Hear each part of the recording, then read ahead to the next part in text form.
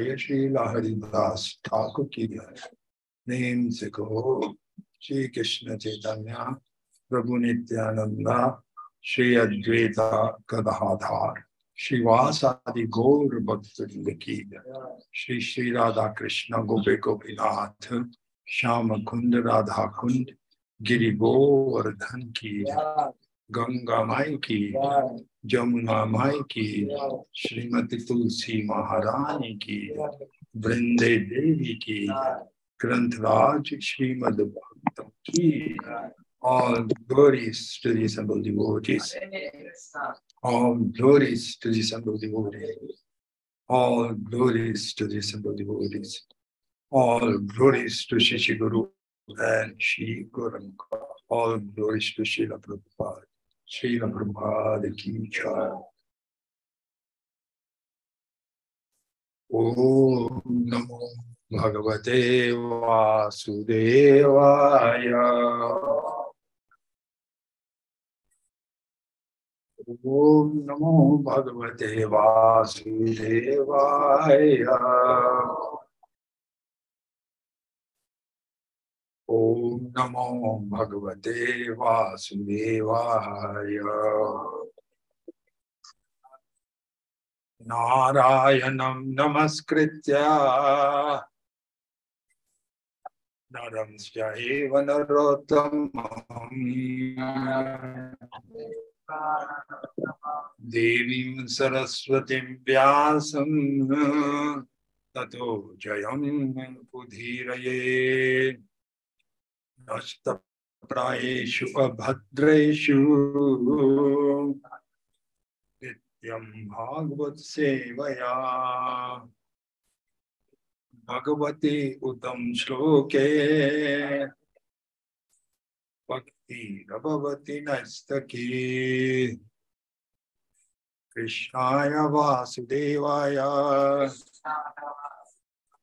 Devaki Nandanaya Cha Nanda Gopa Kumaraya Govindaya Namo Namaha। आज का पाठ श्रीमद् भागवतम के दूसरे स्कंद 10वें अध्याय और श्लोक नंबर 22 पर होगा।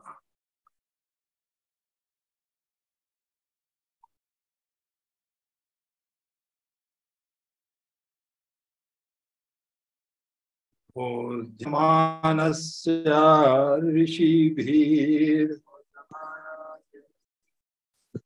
ओद्यमानस्य ऋषिभिः आत्मनस्तज्जिघ्रक्षतः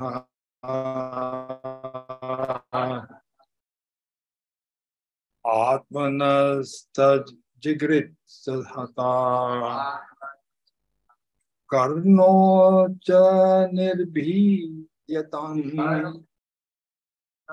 कर्णो च कर्णयताम्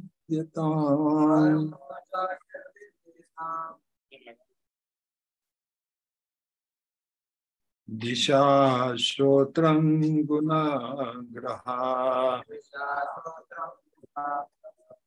दिशा श्रोत्रं गुणाग्रहा ओद्यमानस्य ऋषिभिः आत्मनस्तज्जिघ्रक्षितः कर्णो च निर्विधेयताम् दिशा श्रोत्रं गुणाग्रहा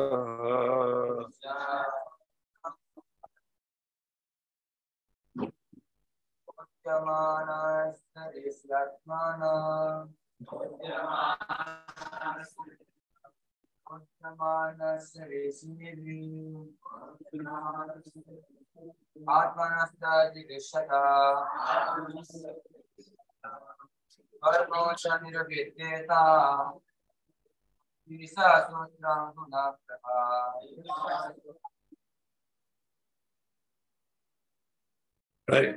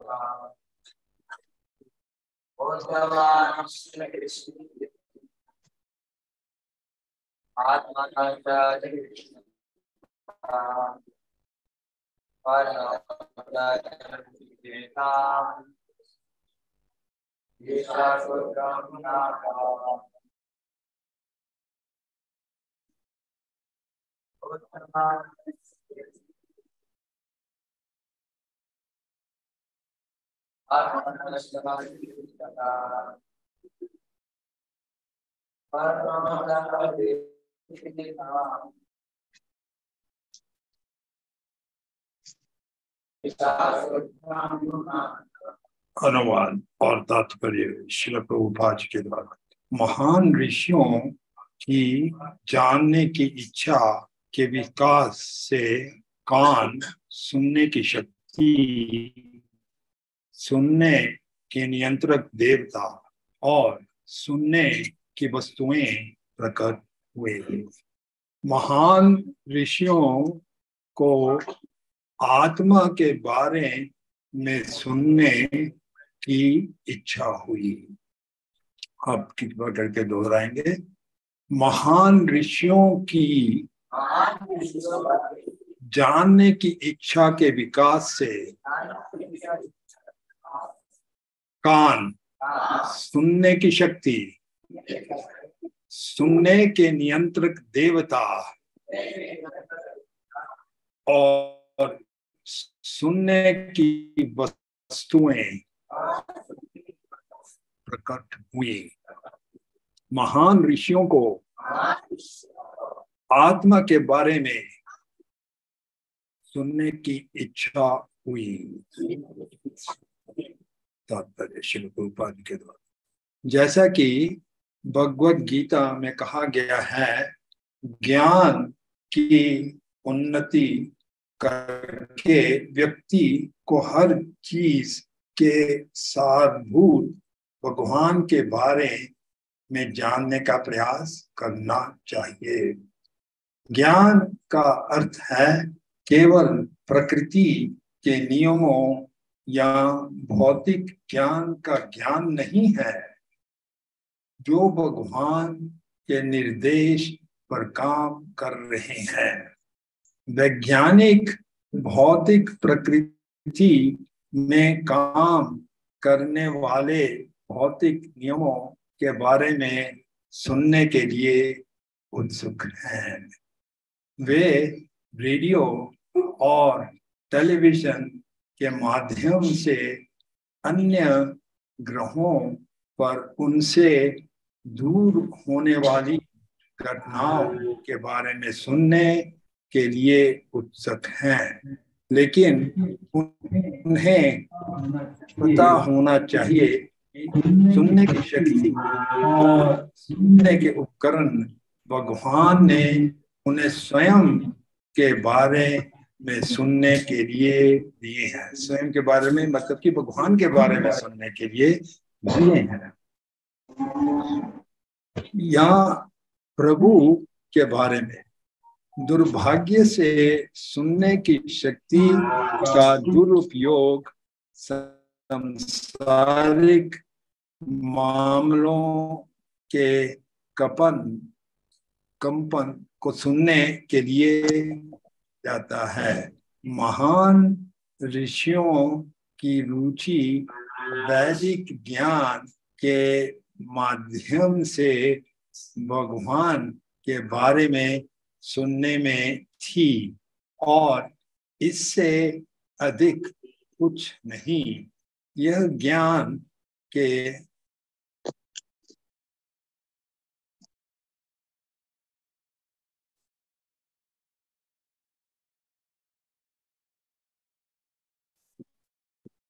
कंटिन्यू पट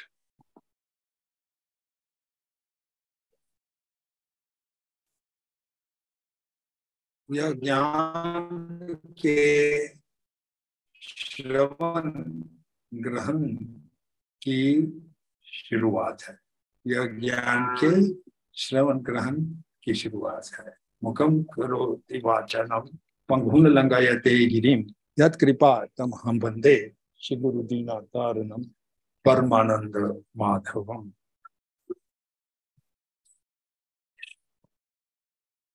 बहुत सुंदर तरह से तात्पर्य में श्री प्रभुपाद जी ने समझाया है। इस अध्याय में भी बहुत विस्तार से ये बात की पुष्टि की है कि जीवों को इंद्रियां भगवान ने दी है, क्योंकि भगवान में स्वयं में इंद्रियां है, इसलिए जीवों में भी इंद्रियां है। और ये थोड़ा उनको जो इंद्रियां हैं, जैसे सुनने की इंद्रियां, देखने की इंद्रियां, फिर टेस्ट करने की इंद्रियां, स्पर्श इंद्रियां, और वर्किंग सेंसेस हैं जैसे त्यागने की इंद्रियां।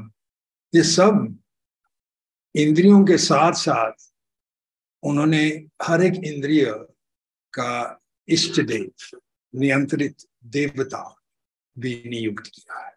जैसे खाने की टंग जो है, इंद्रिया जो है, इसका हमने लास्ट टाइम पढ़ा था, इसका जो देवता है वो वरुण है। और आंखों को देखने की जो इंद्रियां हैं, इसका देवता सूर्य है। आज जो श्लोक पढ़ा है सुनने का, उसका जो देवता है वायु, वायु ही इसका प्रिजाइडिंग देती है। और त्यागने की इंद्रिय जो है वो है मित्र। सो इस तरह से हर एक इंद्रिया का एक इष्ट देवता होता है। ये भगवान ने किया है।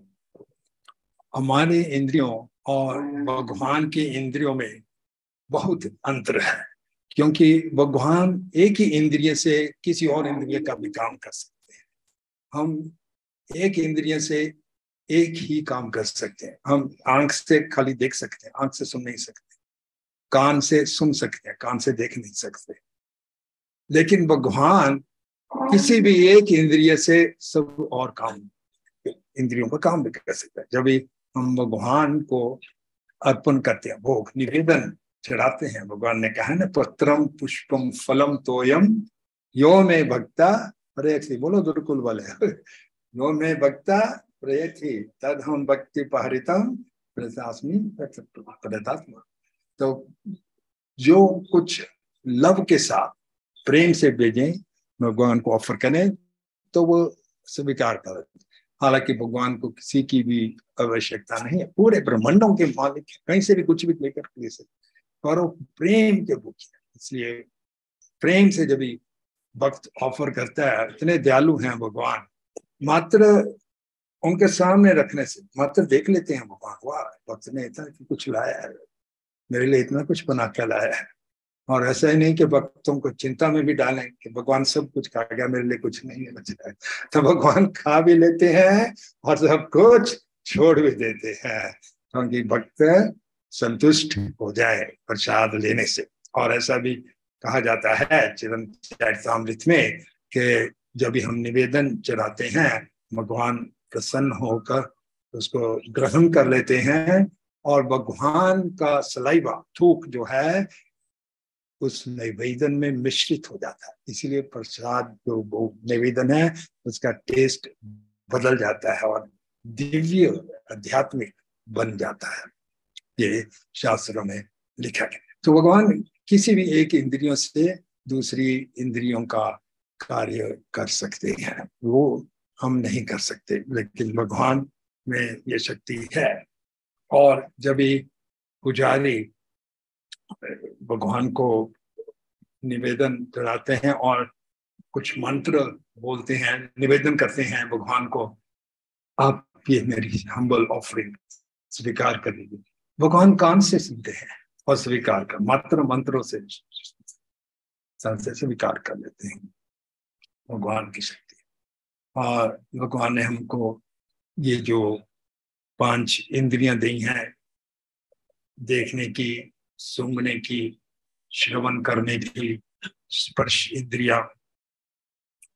ये जो इंद्रियां हैं, इनमें से सबसे जो बलवान है वो सुनने की इंद्रिया है, श्रवण करने की इंद्रिया है। आप रात को अगर सोए होंगे, चाहे आग लग भी जाए, आपको इतना ध्यान नहीं हो, कोई शाउट करा फायर आग, आप तुरंत उठ, क्योंकि रात को भी ये जो इंद्रिया है एक्टिव रहती है, सुनने की इंद्रिया जो है। तो हमारे शास्त्रों में बताया गया है कि हमको श्रवण करना चाहिए, ये प्रोसेस बताया गया है। श्रवण कीर्तन विष्णु स्मरणम पाद सेवनम अर्चनम वंदनम सख्यम दास्यम आत्मा निवेदनम। तो ये 9 विधि प्रोसेस बताया गया हमारे को। इनमें से कोई एक भी हम अपना लें और सीरियसली फॉलो करें तो हमें परफेक्शन मिल सकती है। हम योगा में, भक्ति योग में सफल हो जाएगा। 1 या 2 या 3 या पूरे 9 के 9 प्रोसेस अपना लें। हमारे को प्रभुपाद जी ने ये दिया है प्रोसेस। इसमें श्रवण कीर्तन, सुनना और कीर्तन करना, फिर अर्चनम, मूर्ति की सेवा, ठाकुर जी की सेवा करना, वंदनम, प्रेयर्स करना, भगवान से मैत्री भाव रखना, आत्मा निवेदन, पूरा सब कुछ भगवान को समर्पण करना। ये उदाहरण भी जाते हैं शास्त्रों में। श्रवण करने से किसको पूर्णता मिली या परफेक्शन मिली? श्रवण करने से कोई बताएगा? हाँ, पर एक पर्सनालिटी जिन्होंने श्रवण, हाँ, Parikshit, very good very good, Parikshit. और कीर्तन, हाँ, सुखदेव गोस्वामी, बल्कि सुखदेव गोस्वामी ने भागवतम, है ना, श्रवण कीर्तन, विष्णु स्मरण प्रहलाद महाराज, अर्चनम पृथु महाराज, वेरी गुड, वंदनम अक्रूर, वेरी गुड, क्रूर, दास्यम हनुमान जी, वेरी गुड, सख्यम अर्जुन, आत्मा निवेदन बलि महाराज। और एक भक्त ने पूरे 9 के 9 अम्बरीश महाराज। तो हमको श्रवण पर ज्यादा बल देना चाहिए। बहुत से एग्जाम्पल्स भी आते हैं स्वयं प्रभुपाद जी की लाइफ में। प्रभुपाद जी ने बताया कि वह जब उनके गुरुदेव परम पूज्य भक्ति सिद्धांत सरस्वती ठाकुर जी लेक्चर दिया करते थे, तो भक्ति सिद्धांत सरस्वती ठाकुर जी की अंग्रेजी, इंग्लिश इतनी एडवांस थी, अंग्रेज लोग नहीं समझ पाते थे। लेकिन प्रभुपाद जी के कहते हैं, मैं बैठा रहता था लेक्चर में, अंग्रेजी के लेक्चर में, मुझे समझ आती थी, कई बार नहीं समझ आती थी, पर मैं हमेशा बैठा रहता था, लेक्चर सुनता था। ये बात उनके गुरुदेव ने नोटिस की और उन्होंने आगे चलकर कहा, ये चला नहीं जाता और लोग चले जाते हैं, ये बैठा रहता है, ये सुनता है। एक बार ब्रजमंडल परिक्रमा में भक्ति सिद्धांत सरस्वती ठाकुर जी कई तीर्थ यात्री को लेकर गए थे, काफी बड़ा परिक्रमा था। तो उसके बीच में प्रभुपाद जी, भक्ति सिद्धांत सरस्वती ठाकुर जी लेक्चर दे रहे थे। तो कुछ सन्यासी उठकर चले गए और कहने लगे कि हम दर्शन। जब भी वापस आए, भक्ति सिद्धांत ठाकुर उनसे पूछा, कहाँ गए थे आप? कहने लगे, हम दर्शन करने गए थे ठाकुर जी। भक्ति सिद्धांत ठाकुर का, आप दर्शन करने नहीं गए थे, आप मात्र अपने आई एक्सरसाइज, आईज का व्यायाम करने के लिए गए। आप दर्शन क्या समझोगे, वो क्या है, डीटीज क्या है, आप क्या समझोगे जब तक कि आप सुनोगे नहीं। पहले आपको श्रवण करने का है, डीटीज क्या है, किस तरह से हमको उनकी शरण लेनी है, सेवा करनी है। ब्रजमंडल परिक्रमा में भी और ड्यूटी सन्यासी लोग जो थे, वो तो कहीं जाने का था, उन्होंने सोचा कि ये स्थान पर दर्शन करना ज्यादा, लेकिन प्रभुपाद जी वहीं क्लास में बैठे। ये भक्ति सिंह को नोट किया और आगे फिर जब भी अपॉर्चुनिटी आई तो उसमें भक्ति सिद्धांत ठाकुर जी ने कहा, ये अभय, रूपा जी के नाम उस समय अभय है, इसको मैं तुरंत दीक्षा दूंगा, क्योंकि ये हमेशा श्रवण करता है। और चले जाते हैं पर ये बैठा रहता है और श्रवण से श्रवण करना हमारे लिए बहुत ही इम्पोर्टेंट है। हमारे को बताई है, आध्यात्मिक ज्ञान के लिए दो विधियां बताई गई है। एक को कहते हैं डिस्क्रिमिनेशन, यानी कि हम सोचें कि जीवन क्या है या एब्सोल्यूट ट्रुथ ब्रह्म क्या है, और दूसरी विधि है सुनने की, श्रवण करने के लिए। तो इसके उदाहरण भी दिए गए हैं। ये जो डिस्क्रिमिनेशन की विधि बताई गई है, इसका एक उदाहरण दिया गया है। वामदेव, आपने सुना होगा, वामदेव ने अपनी माता के गर्भ में ही एनालाइज किया कि जीवन क्या है और उनको सिद्धि मिली। ये सबके लिए मुमकिन नहीं है, बहुत कठिन प्रोसेस है। जो दूसरा प्रोसेस है उसको कहते हैं श्रवण करना। ये प्रोसेस मच इजियर है। इसका एग्जाम्पल देवहूति का दिया जाता है। देवहूति ने अपने पुत्र, क्या नाम था उनके पुत्र का नाम, कपिल देव, कपिल देव से दिव्य ज्ञान समझा, श्रवण किया और उनका भी जीवन सफल पूर्ण हो गया। सो ये दो विधियां बताई गई हैं। एक और वामदेव, जिन्होंने अपनी माता के गर्भ में ही ज्ञान पा लिया। ये बहुत रेयर, बहुत दुर्लभ है। लेकिन जो कॉमन प्रोसेस है वो हियरिंग, जैसे देवहूति का है, देवहूति और बहुत कई से और है, प्रहलाद महाराज, कई और भी इन्होंने सिद्धि का।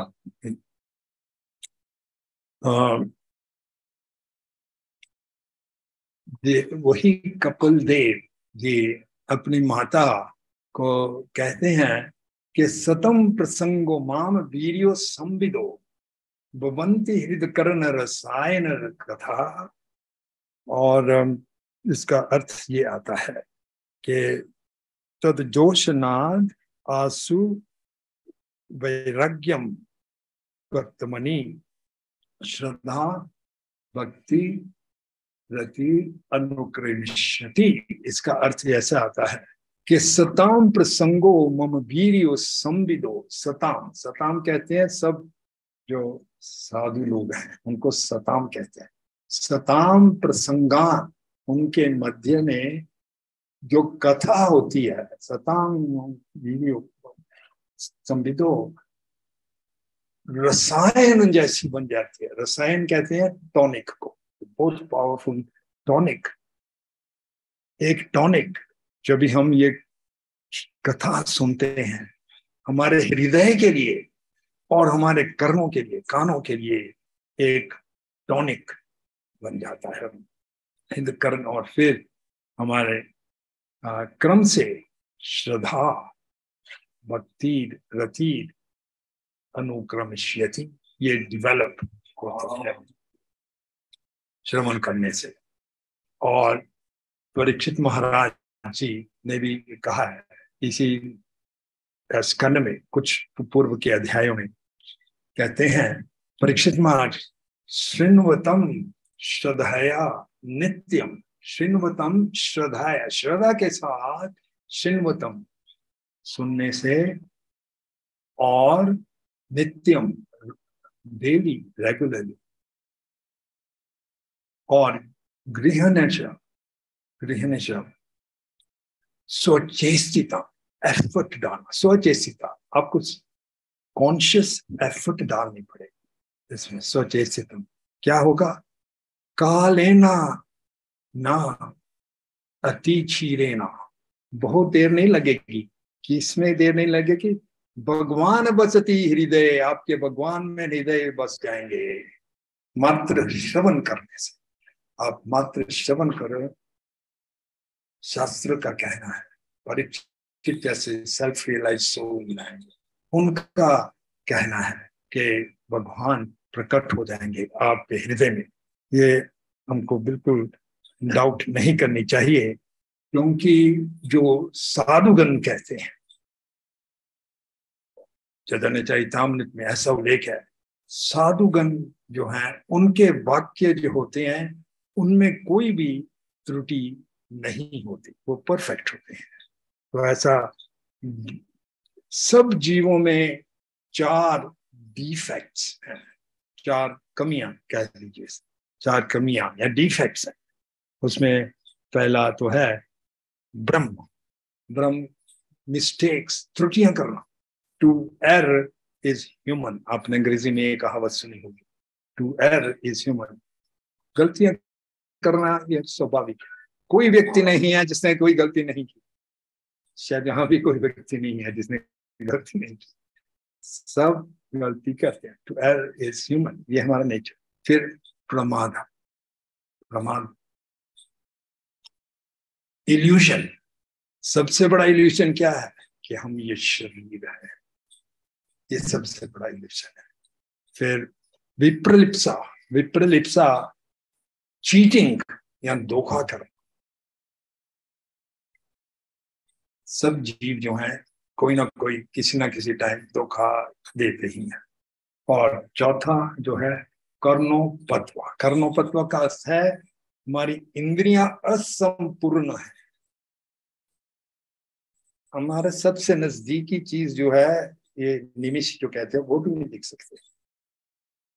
और तो और क्योंकि हमारी इंद्रियां जो हैं असंपूर्ण है। सो ये ऐसा बताया कृष्णदास कविराज गोस्वामी जी ने कि जो जीव जो है कंडीशन सोल्स है उनके 4 डिफेक्ट्स बताए, ब्रह्म, प्रमादा, विपलिप्सा और कर्णपत्वा। ये जो है आशा, वाक्य, ज्ञान, ना, सब ना, ये जो डिफेक्ट्स हैं ये जो सेल्फ रियलाइज सोल्स हैं उनमें नहीं पाते, उनमें ये डिफेक्ट्स नहीं पाते, इसलिए उनका जो है कहना है वो परफेक्ट होता है। दूसरी ओर पर आज प्रभुपाद जी ने बताया है तात्पर्य में कि वैज्ञानिक लोग जो हैं वो भौतिक साइंस पर ध्यान देते हैं, स्पेस में जाओ, अंतरिक्ष में जाओ, वहां में रिसर्च करो, यहां में भी रिसर्च करो। जो एक्चुअली पर्पस ऑफ लाइफ है, जिसके लिए रिसर्च करना चाहिए, जिसके लिए ध्यान करना चाहिए, उस पर ध्यान नहीं देते। एक प्रसंग सुनाते थे प्रभुपाद जी के गुरु महाराज भक्ति सिद्धांत सरस्वती ठाकुर जी के, एक स्कॉलर था, पीएचडी पास कर आया, बहुत घमंड हो गया, तो उसको अपने गांव जाना था और गंगा जी पार करनी थी। तो पहुंचा गंगा जी के तट पर, केवट नाव वाले से मुझे उस पार ले जाओ, केवट मान गए और गांव में उतर आया, दिखाने लगा, शो ऑफ करने लगा, बहुत मैं पढ़ा लिखा हूं, पीएचडी हूं।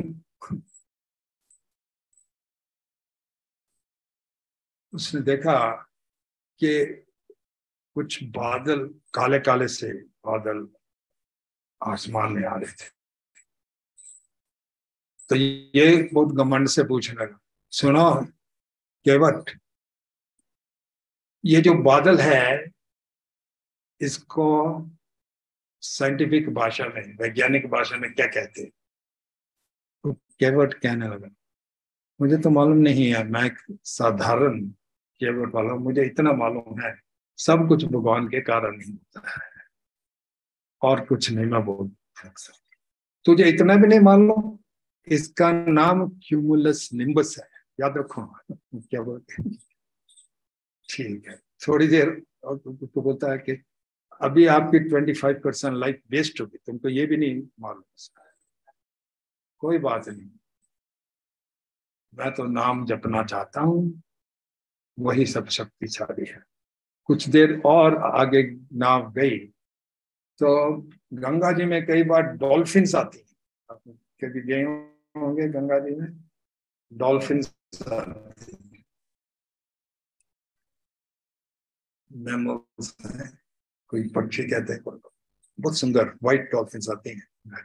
तो ये पूछने लगा, तो बताओ केवट, ये कौन सी प्रजाति है, इसका वैज्ञानिक नाम बताओ। मुझे तो इतना ही मालूम है, भगवान ने 84 लाख योनियां बनाई है, इस योनि का नाम है, इधर मुझे नहीं मालूम है। इतना भी नहीं मालूम तुझे, तो 25% तेरा जीवन वेस्ट हो गया है, व्यर्थ चला गया है। तो ऐसा ही चलते चलते कोई भी चीज देखता, इसका वैज्ञानिक नाम बताओ। मैं तो साधारण नाम हूँ, नाम चलाने वाला हूँ केवट, ये सब चीजें मुझे नहीं मालूम, मुझे इतना ही मालूम है कि भगवान का नाम सर्वशक्तिशाली है, और मैं नाम ही जपता।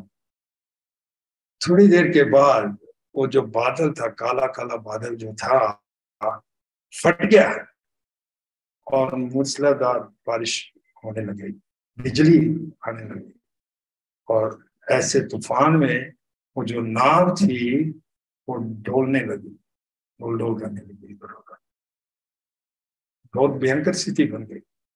तो वो जो पीएचडी फिलोसोफर था, वो केवट को कहने लगा, तो केवट, ये तो नाव तो डोल रही है, क्या होगा अभी।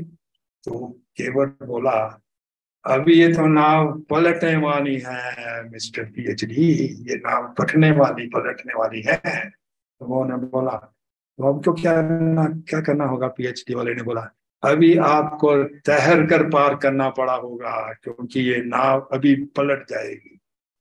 तो तैरना, लेकिन तैरना तो मैंने सीखा ही नहीं, मुझे तो आता ही नहीं, तो तैरना नहीं आता, तो 100% लाइफ, तो आपकी 100% लाइफ वेस्ट। साइंटिस्ट इतना कुछ क्या करते हैं, इतना रिसर्च करते हैं, लेकिन जो मेन पर्पस ऑफ लाइफ है वो निग्लेक्ट कर देते हैं। इसके कारण वो संसार में हमेशा डूबे रहेंगे। गाय ने कंफर्म कर दिया। वैसे ही कलयुग जो एक बहुत घोर युग है, इसमें बताया गया है, भागवतम में ही आता है, फर्स्ट कैंटो सेकंड चैप्टर में, कि प्रायण अल्पायुषु कलो अस्मिन जना युगे मंडल सुमंड मतयो मंडा भाग्य ही उपद्रव। इस कल युग में बताया गया लक्षण कलयुग के, जो सब लोग हैं मंड, मंड का मतलब बहुत लेजी, मंड मतयो, उनके इंटेलिजेंस भी बहुत कम है, मंदा भाग्य, उनका फॉर्च्यून, किस्मत भी ठीक नहीं, और उपद्रव, कुछ ना कुछ उपद्रव। तो ऐसे में जब बुद्धि कम हो जा रही है, ज्ञान कम हो जा रहा है, एक प्रसंग और बताया गया है। वैसे तो ज्ञान दिन भर दिन कलयुग में कम हो ही रहा है, कलयुग के प्रभाव से। एक और कारण बताया पुराण ने कि ज्ञान क्यों कम हो रहा है, बहुत सुंदर प्रसंग बताया गया है। गौतम ऋषि को एक वरदान था महादेव का, कि जहां भी गौतम ऋषि रहेंगे वहां भरपूर अनाज रहेंगे, आसपास में कुछ भी स्थिति हो, लेकिन उनका आश्रम हमेशा अनाज से भरपूर रहेगा। ये महादेव का वरदान था।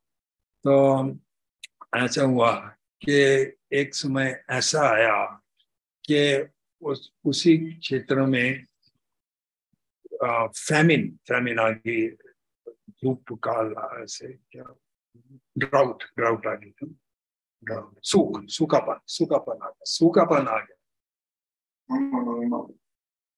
पूरे देश में।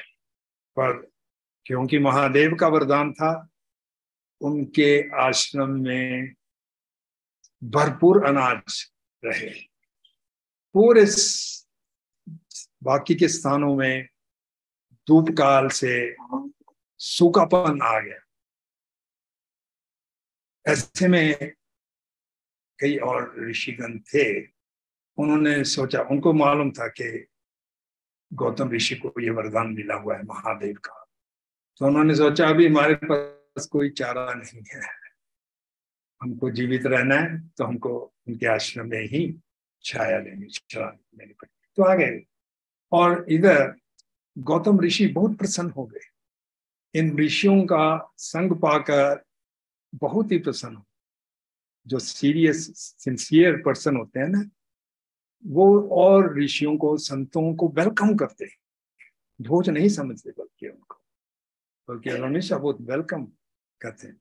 वो बहुत ही प्रसन्न हो गए, और कैसा समय बीत गया उनको नहीं, और बहुत पसंद है, भरपूर अनाज है, जितना भी आप लेना। तो कुछ समय बीत गया, फिर परिस्थितियां बदली और वर्षा आने लगी।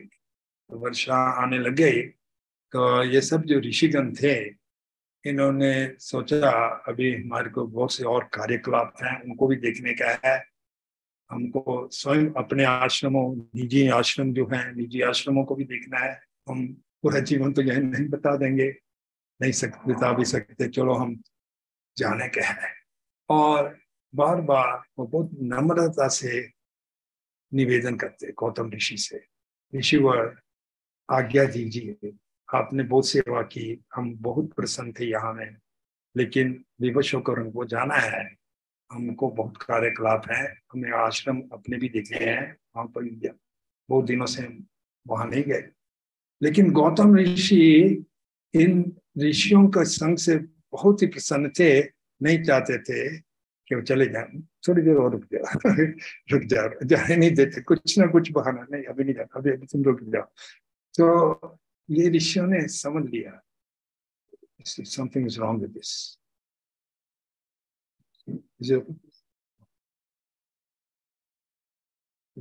ऋषियों ने समझ लिया कि ये तो हमको जाने नहीं देंगे, तो उन्होंने एक संजाइश निकाली।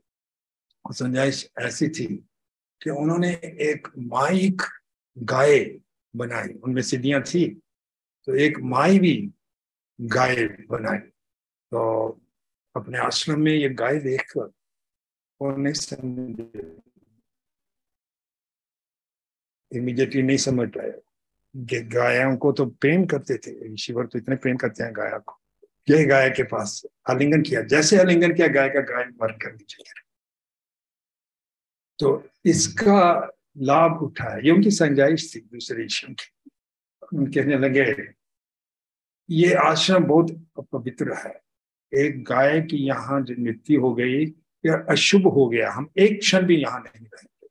और ऐसा बहाना बनाकर सबने अपना अपना सामान तैयार कर विदा ले ली, आश्रम छोड़। तो इधर गौतम ऋषि को ये बहुत अजीब लगा, ये तो इतने प्रेम प्यार से हमारे का साथ रह रहे थे, और एक क्षण में ये बदल गए और छोड़ के चले गए। क्या इसका रहस्य है? अपनी दूरदृष्टि से उन्होंने सब कुछ समझ लिया, इन सब ने मेरे पर छल की है, इनको जाना था, इसलिए ऐसी संजाइश मेरे ऊपर करके गए। तो मैं इनको शाप देता हूं कि कलयुग में सब ब्राह्मणों की का ज्ञान दिन बर दिन घटता रहेगा। तो वैसे ही कलयुग में ज्ञान कम है, मंडा सुमना मतयो, मंडा भाग्य ही उपद्रुतः, ये भागवतम का है। वैसे ही कलयुग के प्रभाव से सब लेजी हैं, लेस इंटेलिजेंट है, अनफॉर्चुनेट है और हमेशा डिस्टर्ब रहते हैं। ये तो कलयुग के लक्षण है ही, पर इसको और तेजी से अज्ञान आने में ये गौतम ऋषि का शाप हुआ। गौतम ऋषि के शाप से और तेजी से आए।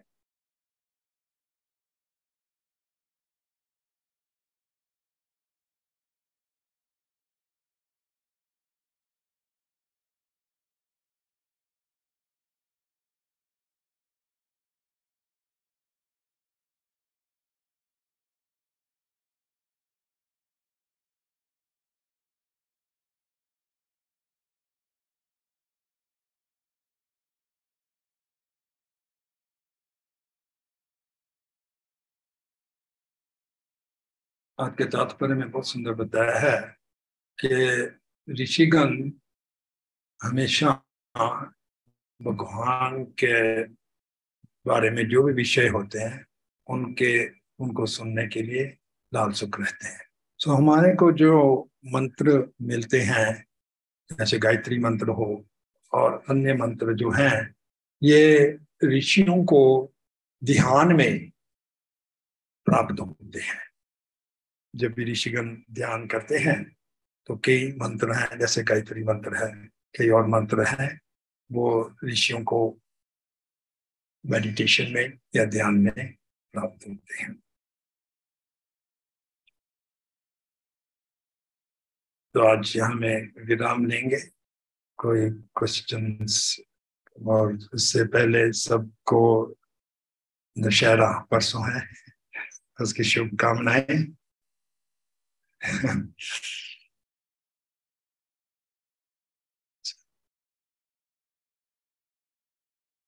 यस।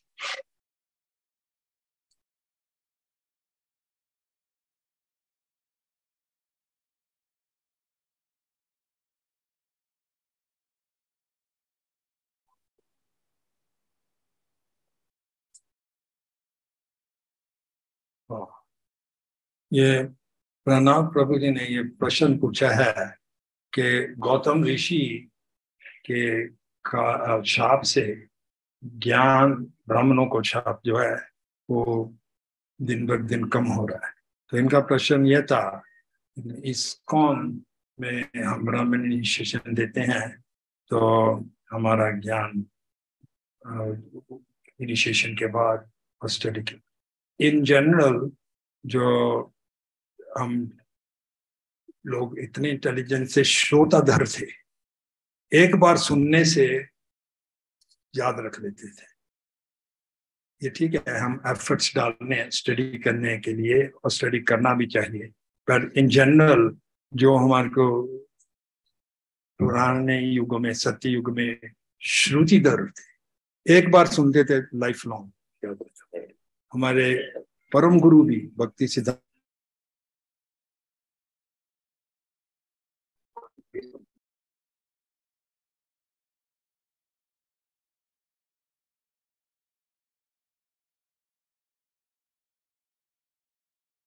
थे और भी शिव गोस्वामी यही होता। पर जनरली इन जनरल जो ब्राह्मण्स, ये ब्राह्मण्स की जो बात कर रहे हैं वो कर्मकांडी ब्राह्मण्स की बात कर रहे हैं। कर्मकांडी ब्राह्मण्स जो हैं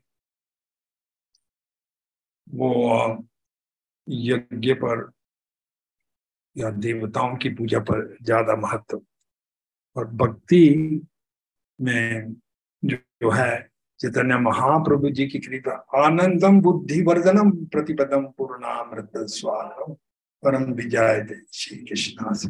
जब भी हम कृष्णा कॉन्शियसनेस में आते हैं तो हमारा ज्ञान कम नहीं होता।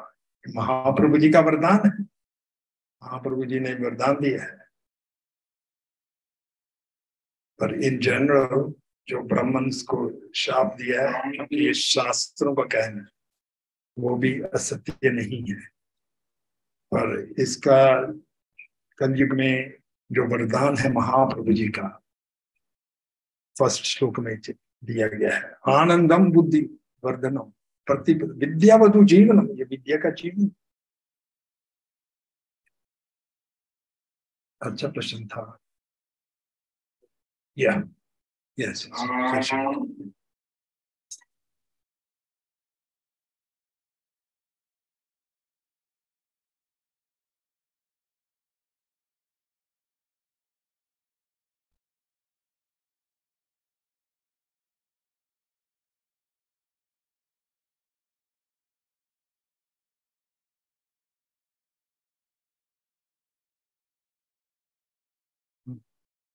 It's a very good question Shashimukhi has asked. In the present context, there's so much to hear, which is true. Everywhere nowadays, everyone has mobiles or digital means, so many other means. As far as possible, try to hear from pure devotees only.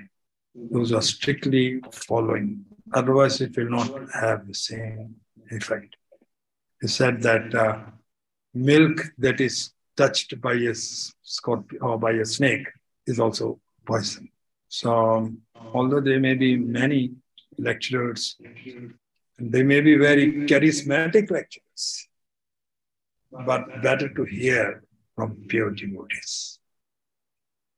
As Prabhupada said, my qualification was that I heard from my spiritual master. So if you hear nicely, then you nice. So better to hear from pure devotees. Read. Nowadays, actually, also all of Prabhupada's books are available in Transcendent app. So you can hear everything. Something maybe you will not have time to read, then you can hear while you're doing housework, doing anything, you can hear. This is the advantage. That is what Prabhupada is saying. The technology, everything has to be used in the service of Krishna. Then it is spiritualized.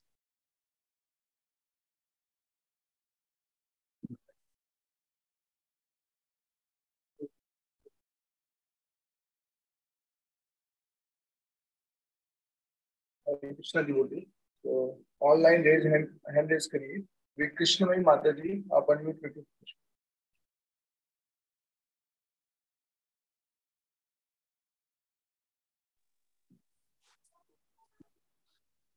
हरे कृष्णा गुरुदेव, आपके चरणों में Yes. कोटि को प्रणाम। गुरु Yes. महाराज, जैसे आपने Yes. बताया कि भोग चढ़ाते समय हमें मंत्र पढ़ना चाहिए, तो हमें सबसे पहले कौन सा मंत्र पढ़ना चाहिए? अपने गुरुदेव का मंत्र पढ़ना चाहिए या भोग का? यही मेरा क्वेश्चन है गुरु महाराज। हाँ, कृष्णमयी माता जी ने प्रश्न पूछा है। It's echo. Can you hear me?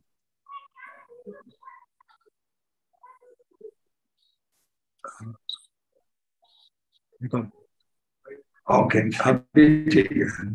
ठीक। हाँ, प्रश्न था कि जब भी हम निवेदन चढ़ाते हैं भगवान को, तो हमको कौन से मंत्र बोलने चाहिए। तो जब तक हमारा इनिशिएशन नहीं हो, तो हम प्रभुपाद जी के मंत्र बोल सकते हैं। और नमो ब्रह्मण्य देवाय को ब्रह्मणाहिताय च जगत हिताय कृष्णाय गोविंदाय नमो नमः। और नमो महावदनाय कृष्णा प्रेम प्रदायते कृष्णाय कृष्ण चैतन्य नामिने गौरात्रिषे नमः। और हरे कृष्णा महामंत्र। तो ये मंत्र भगवान के सामने हम बोलते हैं जब तक इनिशिएशन नहीं हुआ। तो जब भी इनिशिएशन हो जाए और गायत्री मंत्र जब भी हो, तो गायत्री मंत्र का जो 60वां मंत्र में से कोई भी हम बोल सकते हैं। वो मंत्र हम जब ये इनिशिएशन देते हैं उन्हीं के उसी समय देते हैं, वो पब्लिकली नहीं अनाउंस करते हम। और वो जो सेकंड इनिशिएशन ब्राह्मण इनिशिएशन देते हैं उस समय वो मंत्र देते हैं, वो मंत्र उच्चारण उसमें करना चाहिए। इसलिए जो डीटी वर्शिप है, खासकर इस्कॉन के मंदिर में जब भी डीटी वर्शिप हो, ओनली सेकंड इनिशिएटेड ब्राह्मण इनिशिएटेड devotees can do. घर पर थोड़ा लेसर स्टैंडर्ड एक्सेप्टेबल है। अल्टीमेटली भगवान आपका प्रेम कितना है उनके प्रति, वो या भाव कितना है, वह जानना चाहते हैं। कितने प्रेम से आप अर्पण कर रहे हैं, वो देखना चाहते हैं। और आपको एक स्टोरी याद होगी, एक रघुनंदन दास ठाकुर, रघुनंदन दास ठाकुर जी, उनका एक बेटा था 5 वर्ष का। तो रघुनंदन दास ठाकुर जी भक्त थे। एक दिन कहीं जाने का था, गांव से थोड़ा दूर, अपने छोटे से बालक 5 वर्ष का था, उसको कहा, आज बेटा मुझे थोड़ा जाना है, आज तुम नैवेद्य चढ़ाना भगवान को, लेकिन ध्यान रखना जब तक भगवान ने ऑफरिंग नहीं ले ली तब तक तुम कुछ नहीं खाना, तुम नहीं लेना इधर से कुछ भी। छोटा सा बालक था, ठीक है, आज्ञा पाई। इतने में उनके पिताजी चले गए। रघुनंदन ने देखा था उसके पिताजी प्लेट कैसे बनाते हैं, थाली में नैवेद्य रखा, तुलसी पत्ता रखा, और फिर गोपीनाथ जी के सामने थाली रख दी और प्रार्थना में ठाकुर जी खाओ। निर्दोष बालक खाओ। और भगवान को उन्होंने देखा था, उनके पिताजी कर्टन बंद कर देते थे, कर्टन बंद कर दिया, नन्हा सा बालक था, बाहर जाके खेलने लग गया। थोड़ी देर के बाद आया, देखने लगा, उसका अंदाज था कि शायद अभी तक थाली खाली होगी, लेकिन थाली वैसी ही वैसी भरी हुई थी। तो ठाकुर जी, मैं छोटा सा बालक हूँ, कुछ गलती होगी, अब माफ करो, लेकिन आप खाओ ना, क्यों नहीं खाते आप खाओ प्लीज। फिर क्या कर, फिर बाहर चला गया, और कुछ देर के बाद फिर वापस आया और देखा फिर उधर में वैसे ही पड़ी थी। इस बार तो बहुत बहुत चिंतित हो गया। ठाकुर जी को कहना, ठाकुर जी आप क्यों नहीं खाते, देखिए मेरे पिताजी बहुत नाराज हो जाएंगे मेरे से, डांटेंगे मुझे, आप खाओ प्लीज। फिर जो तब भी नहीं खाया, फिर वो रोने लग गया, गोपीनाथ जी आपको खाना है, प्लीज प्लीज प्लीज खाओ। और गोपीनाथ जी ने पूरी थाली खा ली, पूरा खा लिया। और वो वापस आया और प्लेट मांझ ली, साफ करके रख दी। तो उनके इतने में उनके पिताजी आए। हाँ रघुनंदन, और रघुनंदन था उसका, पिताजी का नाम कुछ, हाँ मुकुंद, हाँ मुकुंद, सॉरी मुकुंद दास। पिता का नाम मुकुंद दास था, इसका नाम था रघुनंदन।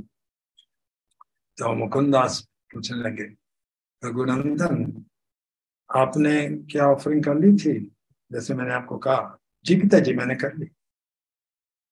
तो लाओ प्रसाद लेंगे, उनको बहुत भूख लगी है।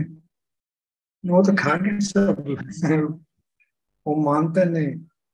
रघुनंदन मैं कुछ नहीं कहूंगा, मैं डांटूंगा नहीं, तुम सच सच बताओ। मैं हमेशा ओपनिंग करते हैं, प्लेट वापस आ जाती है। मैं सच बोल रहा हूँ पिताजी, ठाकुर जी ने खा लिया है, कुछ नहीं बचा। तो उसने परीक्षा लेनी थी, वास्तव में ये सत्य बोल रहा है कि नहीं, ये क्या चमत्कार है। तो उसी समय वो कुछ लड्डू लेकर आया हुआ था गाँव से। उन्होंने कहा रघुनंदन आप थोड़े से ये लड्डू ठाकुर जी को भोग लगा दो ना। उसका मकसद अलग था एक्चुअली, ओपनिंग करने को देखना चाहता था कि वो खाते कि नहीं। तो रघुनंदन तो निर्दोष बालक था, उसने लड्डू रखे थाली में, और वैसे ही जैसे पहले उसने किया, ठाकुर जी के पास प्लेट रख दी, और उसी भाव से जो पहले उसका भाव था, ठाकुर जी खाओ प्लीज प्लीज खाओ। रोने लगा, खाओ ना प्लीज खाओ। तो उधर उसका पिता चुपके से देख रहा था कि वास्तव में वो खा रहे कि नहीं। गोपीनाथ जी उनके प्रेम से इतने विवश हो गए, उन्होंने एक लड्डू लिया और लड्डू खाने लगे। और क्योंकि अभी ही पूरा थाली खा के हटे थे, आधा ही खा पाए। दूसरा कारण मात्र आधा खाने का था कि वो छुपके से पिता मुकुंद दास देख रहा था, वो उनके सामने नहीं दिखाना चाहते थे कि मैं खाना चाहता हूँ। ये तो निर्दोष बालक के साथ। ऐसे और भी कई घटना होती है। जगन्नाथपुरी में भी है, फेमस टेम्पल है ना, उनके छाला पड़ गया लिप्स के ऊपर गरम गरम घी से। अलग पसंद पॉइंट ये था कि हमारा भाव होना चाहिए। नहीं तो आप इतने अच्छे मंत्र बोल देंगे, आपके हृदय में भावना नहीं है तो भगवान नहीं स्वीकार करते। मात्र मंत्र उच्चारण से नहीं, वो विधि तो है, हमको फॉलो करनी चाहिए, पर भाव ज्यादा है। भावग्राही जनार्दन, भाव स्वीकार करते हैं, हमको भाव चाहिए। हम सबको इस ये ज्ञात होगी कहानी। एक बार दुर्योधन ने कृष्ण जी को अपने महल में बनाया, बुलाया हस्तिनापुर में। ये कपटी दुर्योधन था। ये सोचता कि कृष्ण जी को थोड़ा सा मिठाई मेवा खिला देंगे तो वो मुझे अपनी सेना दे देंगे। उसको कृष्ण जी से मतलब नहीं था, उनको कृष्ण जी की सेना से मतलब था। वो सबसे शक्तिशाली सेना थी। क्या नाम था उसका? नारायणी सेना। उसको बस यही चाहता था कि मुझे ये नारायणी सेना मिल जाए। तो कृष्ण जी को बुलाया, बहुत मिठाई मेवे सब कुछ रखे, लीजिए। कृष्ण जी उसके मन की कपट समझे, तुझ में क्या भक्ति है, तेरे व्यंजन का मैं भूखा हूँ? पूरा जगत से जहां चाहिए मैं ले सकता हूँ, ये तेरे व्यंजन मिठाइयां का मैं भूखा नहीं हूँ। छोड़ के चले गए। और निकट में ही विदुर जी का घर था, और विदुर जी के घर, उसमें विदुर जी बाहर गए हुए थे, उनकी पत्नी थी विदुर रानी। तो विदुर रानी स्नान कर रही थी, जल्दी जल्दी मालूम पड़ा कृष्ण जी आए। जल्दी जल्दी कपड़े उड़ कर आई, इतनी भावुक हो गई, पूरी सुध बुझ भूल गई। बिठाया, उस क्या करना हूं मैं, मेरे घर में देखा थोड़े से केले रखे हुए थे। उसको मालूम था कि केले बहुत प्रिय है कृष्ण को, तो केले लेकर आए, बिठाया। सुध बुध भूल गई, क्या हो रहा है कुछ नहीं, त्रिलोकीनाथ मेरे घर में आ गया, आज मैं धन्य हो गई। बिठाकर केले छीलने लगी, गुठलियां फेंकने लगी और छिलक खिला गया कान्हा को, कृष्ण को। और वो बहुत स्वाद से खा रहे। और इतने में विदुर जी पहुंच गए। देखे ये तो क्या कर रही है, गुठलियां फेंक रही है और छिलक खिला रही है। हट जाइए, जैसे मैं खिलाता हूँ, ठीक तरह से हटा दिया। आप बैठ गए उनके स्थान पर और केले लिए, छीलने लगे। इस बार गुठलियां खिलाने लगे, छिलक फेंकने लगे। और कृष्ण क्या कहते हैं, उतना स्वाद नहीं आ रहा, क्योंकि वो इतने प्रेम से, मैं प्रेम का भूखा हूं, पदार्थ का नहीं। पदार्थ मुझे पूरे ब्रह्मांडों से मिल जाएगा, तो मुझे प्रेम चाहिए। सो मेन थिंग, मंत्र सीखना जरूरी है। वो जैसे इनिशिएशन आते हैं, इसी पर्पस है।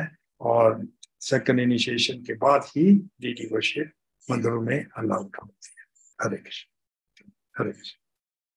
हरे कृष्णा। अंजलि माता जी, आप अनम्यूट कर लीजिए question.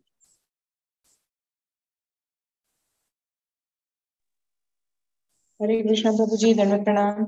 Thank you for wonderful lecture. My question relates to last two questions only.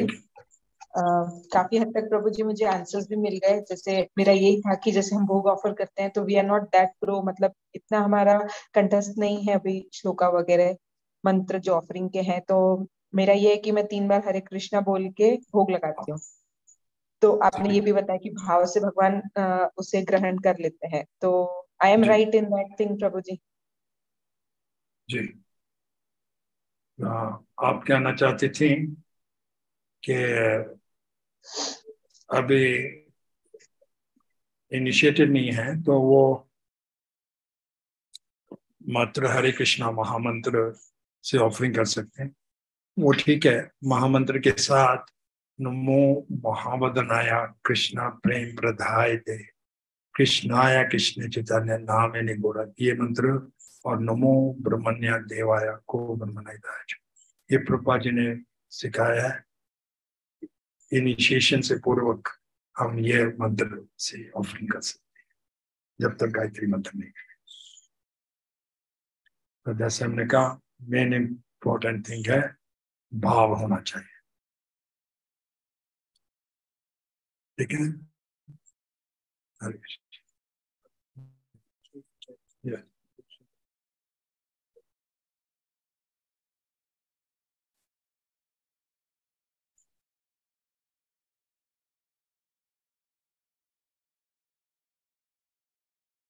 तो ये प्रश्न पूछा, यश शर्मा ने प्रश्न पूछा है कि कई बार जब भी हम लेक्चर सुनते हैं तो हमारा मन डिस्ट्रैक्ट हो जाता है और हमारे को श्रवण करने में रुचि नहीं आती।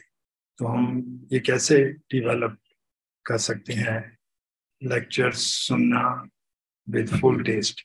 ये हमारे को कुछ कॉन्शियस एफर्ट हमारे को डालनी पड़ेगी।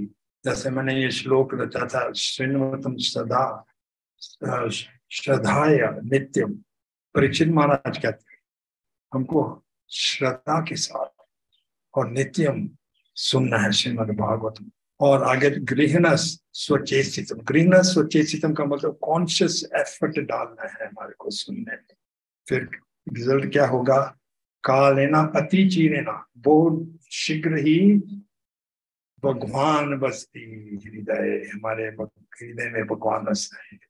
पर हमको भी एफर्ट डालने पड़ेगी तो भगवान हमारे, क्योंकि भगवान, उनकी कथा, भगवान का नाम उनसे अभिन्न है। जब भी हम हरे कृष्णा महामंत्र बोलते हैं या कोई भी भगवान का नाम लेते हैं तो साक्षात भगवान उपस्थित होते हैं हमारी जीवा पर। तो जैसे कोई गेस्ट हमारे घर आए तो हम उसका ध्यान नहीं दें तो गेस्ट को कैसे लगेगा? ये तो मैंने नहीं चाहिए, मुझे वेलकम नॉट वेलकम है। लेकिन वही गेस्ट को अगर हम इतना अच्छा देखें, वेलकम करें, नाम को ध्यान से सुने, कथा ध्यान से सुने, तो हमारा लाभ होगा। ऐसा भी कहा गया है, मैं क्लास में कहने वाला था, भागवतम का कहना है कि वह कान जो भगवान की कथा नहीं सुनते, वो जो सांप के कान होते हैं ना, या सांप के गलियां जहां में सांप छिपते हैं, वैसे ही होते हैं। जो सिर झुकाता नहीं है, टर्बन, वो खाली बोझ ही है उसके। जो आंखें भगवान का दर्शन नहीं करती, वो वैसी आंखें हैं जैसे पीकॉक, मोर के पंख के ऊपर जो आंखें हैं।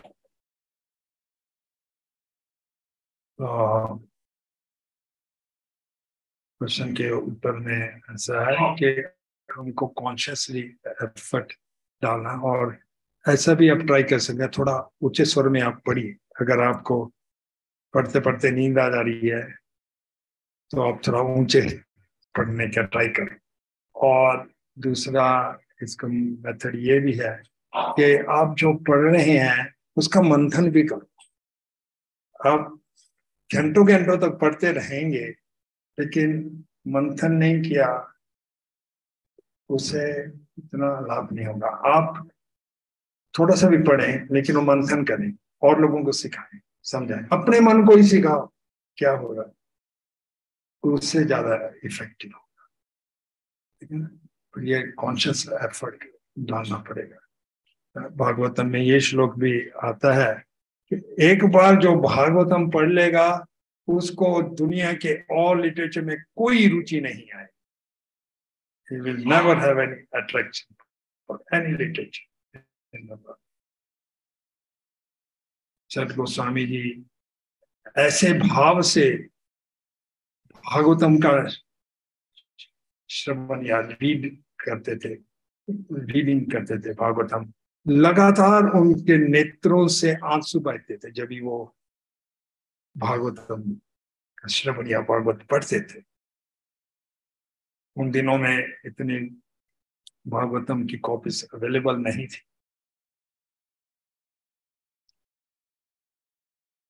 और दूसरी बात है, जैसे चैतन्य महाप्रभु जी ने नयनम गलद अश्रुधार्य वदनम गद गद विद्यागिरा पुलके निचितम बपू कदा तव नाम ग्रहणे। महाप्रभु से प्रार्थना करो, किस दिन मुझको रुचि आएगी आपकी कथा में, आपके नाम में, कब मेरा गदगद होगा, कब नेत्रों से आंखें, ऐसा प्रार्थना करेंगे तो भगवान जरूर हमें अपनी कृपा देंगे, अपना आशीर्वाद देंगे।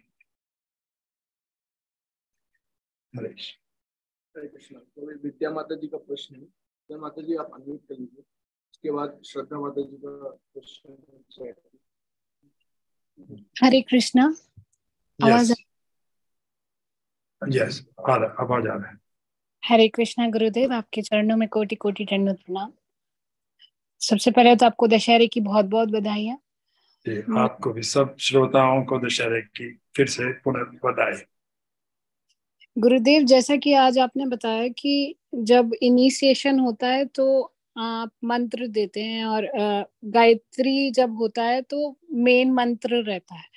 तो जैसे अभी इनिशिएशन, नाम इनिशिएशन तो हुआ, बट हम ये सोच रहे हैं कि हम उतने क्वालिफाई नहीं हैं, हम उतने शुद्ध नहीं है कि हम ब्राह्मण इनिशिएशन ले सके। तो क्या ये जरूरी है ब्राह्मण इनिशिएशन लेना? क्योंकि हम तो बहुत पतित हैं, हमको लगता है कि हम ये नाम इनिशिएशन के बाद भी अच्छे से कर पा रहे हैं या नहीं, कभी कभी यही डाउट आ जाता है। तो कुछ नहीं, दोनों चीजें के ही है कि फर्स्ट इनिशिएशन भी इम्पोर्टेंट है, दोनों चीजें इम्पोर्टेंट है। फर्स्ट इनिशिएशन भी इम्पोर्टेंट है, सेकंड इनिशिएशन। अगर आप फर्स्ट इनिशिएशन ले ली है, that is also very important. Actually initiation का रियल अर्थ है कि आप अपने गुरुदेव के लिए कमिटमेंट कर रहे हैं कि मैं मेरे गुरुदेव की वैसी ही सेवा करूंगा जैसे वो भगवान हो। हालांकि वो भगवान नहीं माने, साक्षात हरि तेना समस्त शास्त्र तथा भव्याता साध किंतु प्रिय सदस्य मंदिर गुरु जी चरणारविंद। ये इनिशिएशन का अर्थ ये होता है। एक्चुअली जब ये पहली इनिशिएशन हुई थी इस्कॉन में, प्रभुपाद जी ने बताया था जो पहले इनिशिएट्स थे कि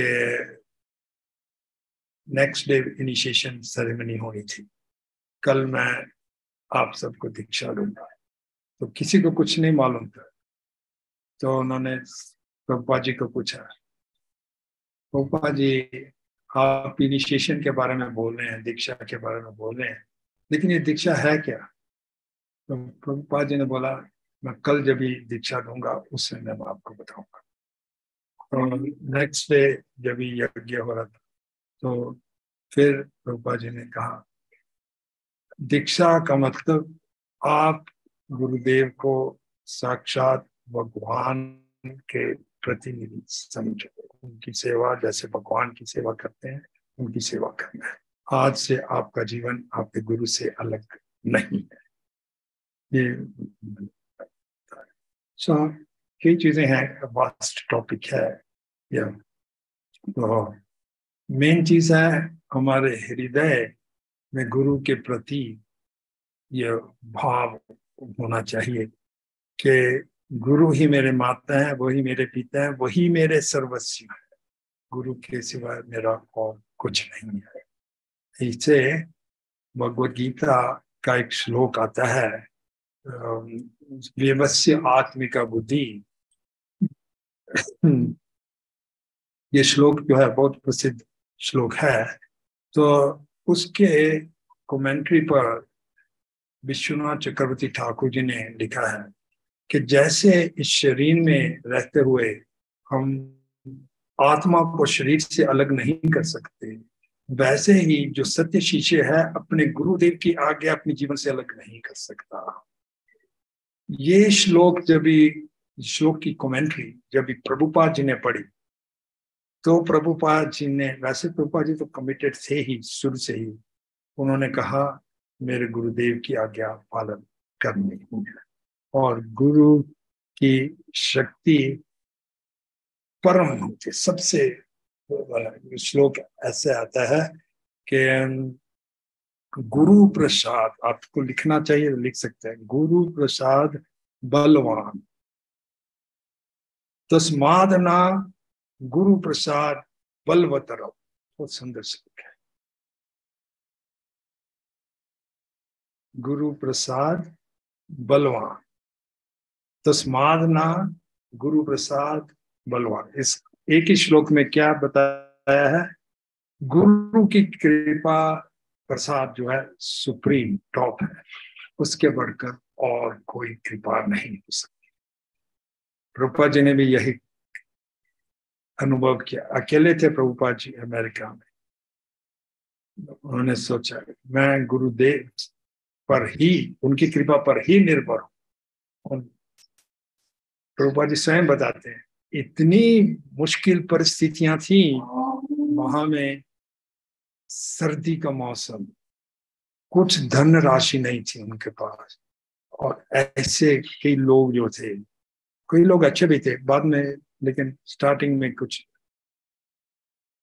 प्रभुपाद जी कहते हैं मैं हर हफ्ते सिंडिया स्टीम कंपनी का जो वहां में ऑफिस था न्यूयॉर्क में, वहां में जाता था, वहां के जो क्लार्क था उसको मैं कहता भैया ये तो बताओ अगला जहाज इंडिया कब जाएगा, मुझे वापस जाने का है। हर हफ्ते जाते थे। तो एक दिन आप तो स्वामी जी आप हर बार पूछते हैं लेकिन आप जाते तो है नहीं। प्रभुपाद जी ने कहा नहीं, मेरे गुरुदेव का आदेश है, मैं ट्राई करूंगा जितने में मेरे। फिर प्रभुपाद जी ने उनको अनुभूति हुई, क्योंकि वो अपने गुरुदेव के प्रति समर्पित थे। फिर चमत्कार से चमत्कार हुए जो विश्व भर में फैल गए। गुरु की शक्ति, गुरु शक्ति, गुरु प्रसाद बलवान, उसके और बलवान नहीं है कुछ भी। सबसे बलवान चीज है गुरु प्रसाद। फिर उसी श्लोक में यह भी है तस्मादना गुरु बलवतरम। गुरु प्रसाद सबसे बलवान है और गुरु से बलवान कुछ नहीं है। एक ही श्लोक में बताया। हरे कृष्ण।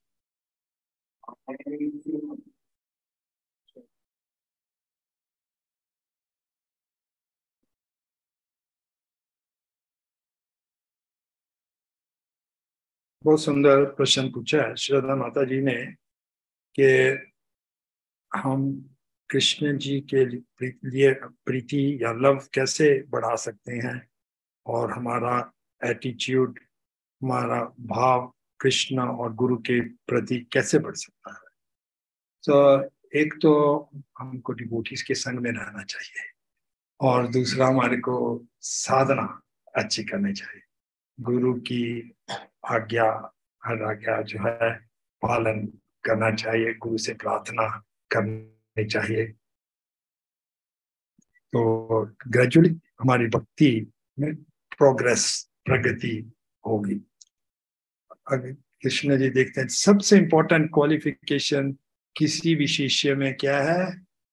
समर्पण टू वंस गुरु। अपने गुरु के प्रति समर्पण रहेगा, ये सबसे बड़ा, सबसे इंपॉर्टेंट क्वालिटी है। यही बात लास्ट टाइम भी मैंने आपको बताई थी, पर ये इंपॉर्टेंट है, फिर से मैं दोहराऊंगा। एक बार कृष्ण जी और सुदामा को उनकी गुरु माता सांदीपनि मुनि की पत्नी ने लकड़ियां लेने के भेजा यज्ञ के लिए, रसोई के लिए आदेश पाया। चाहते तो कृष्ण जी ये लकड़ियां चाहिए, मात्र आदेश देते, ढेर की ढेर लकड़ियां वहां में आग गिरती, जितनी यूज भी नहीं करते। इतना आदेश, हम विश्व के मालिक हैं। लेकिन गुरु की पत्नी क्या किया, उनको भी इतना ही सम्मान देना चाहिए जितना गुरु को। गुरु पत्नी या गुरु माता का आदेश है तो निकल दोनों, सुदामा और कृष्णा, यहाँ से ज्यादा दूर नहीं है स्थान। गांव का नाम है नारायण। कभी आप जाओ, उज्जैन के पास है, गांव का नाम है नारायण। तो रात हो गई, अंधेरी हो गई, आंधी बहने लगी, तूफान आ गया, मूसलाधार बारिश आने लगी। एक दूसरे भटकने लगे, वापस नहीं जा पाए, रास्ता भटक, कैसे भी एक दूसरे से मिलकर रात बिता दिए। और सुबह जब वो प्रातःकाल पहुंचे गुरुदेव के आश्रम, लकड़ियां लेकर, तो गुरुदेव सांदीपनि मुनि, उन्होंने उनकी आज सराहना की। एक श्लोक बोला उन्होंने, सांदीपनि मुनि ने, एतद् एव हि सत्य शिष्य, ये भी याद करने श्लोक लायक है श्लोक। एतद् एव हि सत्य शिष्य कर्तव्यम गुरु निष्कृतम, जो सत्य शिष्य है उसका कर्तव्य है कि मेरा जो गुरु के प्रति ऋण है वो मैं चुकाऊं। कर्तव्यम निष्कृतम। फिर आगे चल, एतद् एव हि विशुद्ध भावेन, हमेशा में गुरु के प्रति विशुद्ध भाव होना चाहिए। और फिर लास्ट में ये सर्व अर्थम, जो कुछ भी मेरा है, सर्व अर्थम आत्मा समर्पणम, जो कुछ मेरा है मेरे प्राण तक आत्मा समर्पण। आत्मा, आत्मा मतलब प्राण, गुरु के लिए, मेरे लिए कुछ नहीं। एक एग्जाम्पल आता है चैतन्य चरितामृत, चैतन्य महाप्रभु जी के जो गुरुदेव थे, किसी को याद है नाम? चैतन्य महाप्रभु जी के गुरुदेव ईश्वरपुरी, ईश्वरपुरी महाप्रभु जी के गुरु थे। और ईश्वरपुरी के एक गुरु भाई थे, उनका नाम था रामचंद्रपुरी। तो ये दोनों ही माधवेंद्रपुरी के शिष्य थे। माधवेंद्रपुरी का सुनो, माधवेंद्रपुरी। एक और ईश्वरपुरी इतने नम्र स्वभाव के थे और अपने गुरु के प्रति पूरी तरह से समर्पित थे, यहाँ तक कि उनके टॉयलेट प्लेस भी वो स्वयं जाकर रात को साफ करते थे, उनका स्थान पूरा।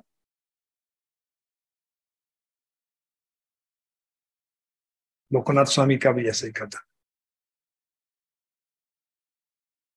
दूसरी ओर रामचंद्रपुरी, ये अपने गुरुदेव का जो इतना ऊंचा भाव है वो नहीं समझ पा रहे।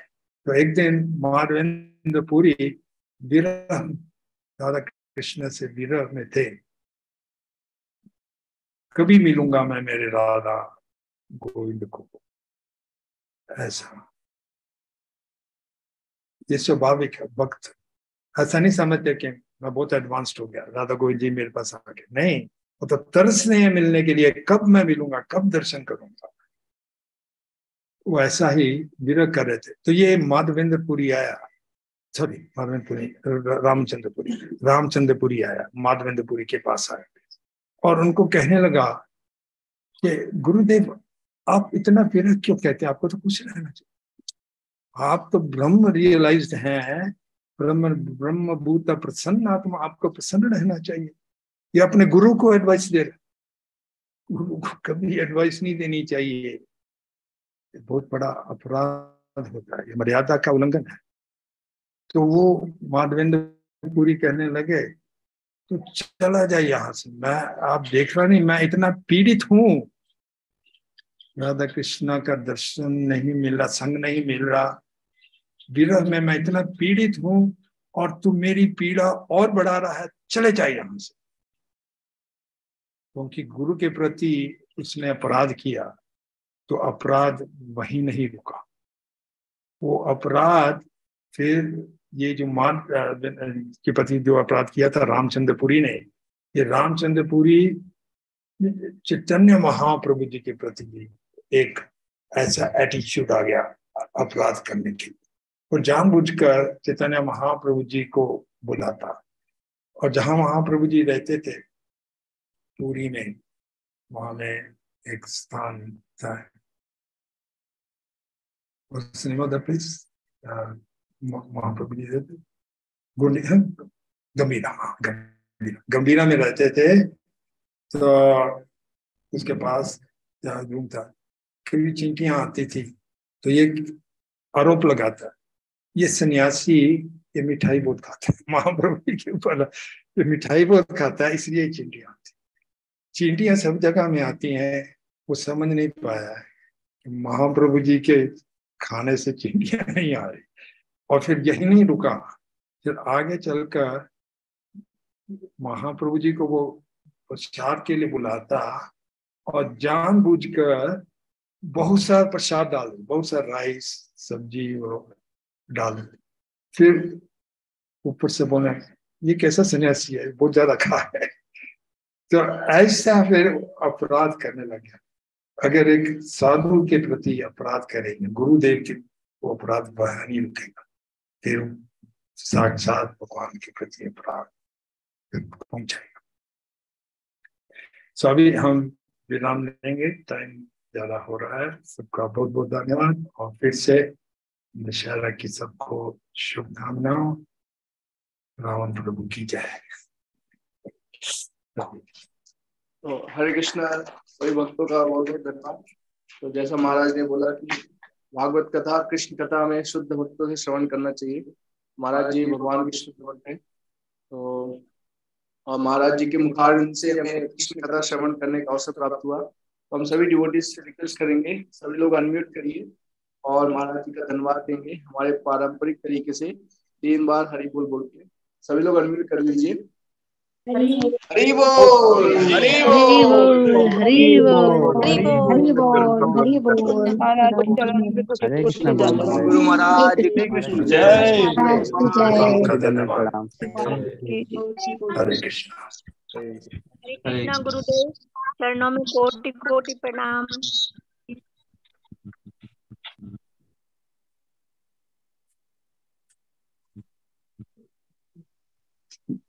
Okay,